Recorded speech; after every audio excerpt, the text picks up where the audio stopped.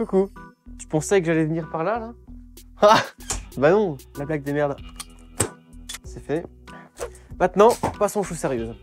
Donc là, vu que tu regardes la vidéo, j'imagine que tu es posé tranquillement dans ta chambre, dans ton salon, ou peu importe, ton bureau.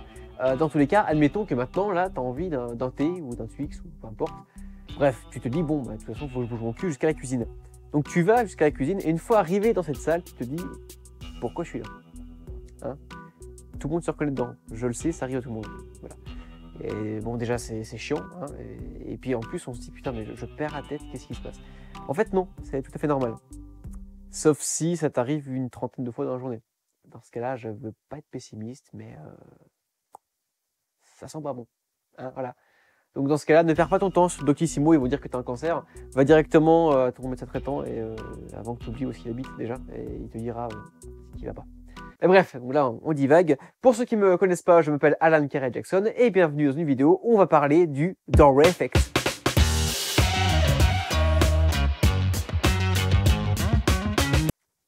Bon, alors en fait, si vous voulez, les scientifiques ont souvent cru que le cerveau était une sorte de classeur dans lequel on pouvait ranger n'importe quoi et le réextraire quand on voulait. Non, le cerveau va plutôt au préalable trier tout ce qui est information, du genre savoir si c'est important pour toute ta vie ou juste pour l'instant présent, pour savoir si ça ira dans la mémoire à long terme ou à court terme. Genre la mémoire à long terme, c'est des trucs importants pour toute ta vie, tu vois, genre qui est ton père, qui est ta mère, comment faire du vélo, le fait qu'il ne faut plus reboire de l'eau de Javel parce que c'est pas une bonne idée. Et après, tu as les informations qui sont nécessaires mais uniquement dans l'instant présent. Et ça, bah, ça va dans le lobe préfrontal. Alors le lobe préfrontal, c'est toutes les données que ton cerveau doit traiter à l'instant présent et qui sont utiles uniquement à ce moment-là. C'est un peu comme cette tasse de thé, dont le thé à l'intérieur serait du coup les informations que ton cerveau doit traiter en temps réel. Et si jamais ton cerveau doit encaisser d'autres informations, il en rajoute. Mais au bout d'un moment, tu vois, ça déborde. Et c'est extrêmement chaud.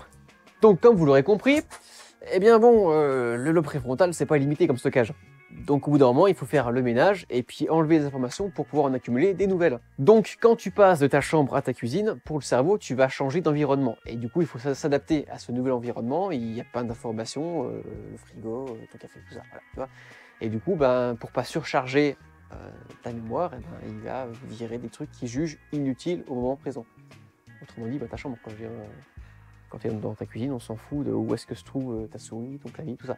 Voilà. Sauf que parfois, il merde un peu et il vire même l'idée que tu as eue dans ta chambre qui t'a fait venir jusqu'à ta cuisine.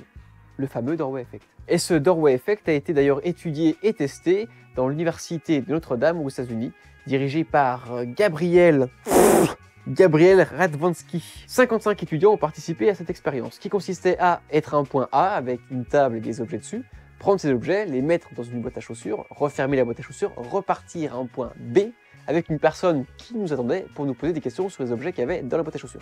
Il y a eu deux groupes différents. Le premier groupe avait le point A et le point B aux deux extrémités d'une même salle, alors que le second groupe avait le point A et le point B dans deux salles différentes. À savoir que les deux groupes avaient la même distance qui séparait le point A du point B. Et il se trouve que le second groupe, autrement dit l'équipe qui passait d'une salle à l'autre, avait des réponses beaucoup moins rapides et beaucoup moins précises, ce qui a pu confirmer le Doorway Effect. Mais ce petit souci de tri peut arriver dans d'autres situations, sans forcément changer de salle. Par exemple, vous êtes posé tranquillement sur votre lit, et puis vous êtes sur le PC portable, vous voulez faire une recherche Google, quand tout à coup, votre PC vous dit il n'y a plus de batterie. Donc du coup, tu prends ton chargeur, tu branches ton PC portable, et là tu reviens sur Google et tu ne sais plus ce que tu veux taper. Ou un autre exemple, tu es en train de parler avec quelqu'un, et d'un coup, tu as une notification sur ton portable, tu jettes un petit coup d'œil rapidement, et là tu sais plus ce que tu étais en train de dire. Voilà, par exemple. Sauf que ça ne s'appelle pas le Doorway Effect, j'imagine. Parce qu'il n'y a pas d'histoire de porte. Donc, bon, on s'en fout, c'est le même principe. Voilà, ce fut très court, mais bon, maintenant tu pourras briller en société pour expliquer le pourquoi du comment. Et au moins tu sauras pourquoi ça se passe la prochaine fois que ça va se passer pour toi. J'espère que la vidéo vous a quand même plu, même si elle est un petit peu courte. N'hésitez pas à me faire vos retours via commentaire ou message privé ou peu importe. Et puis, partagez la vidéo autour de vous, ça fera super plaisir. Ou appuyez sur la cloche. Je parle pas de moi, je parle de la cloche en dessous. Pour être au courant dès que je mettrai une nouvelle vidéo. En attendant, merci à tous d'être là et puis je vous fais de gros bisous. Prenez soin de vous.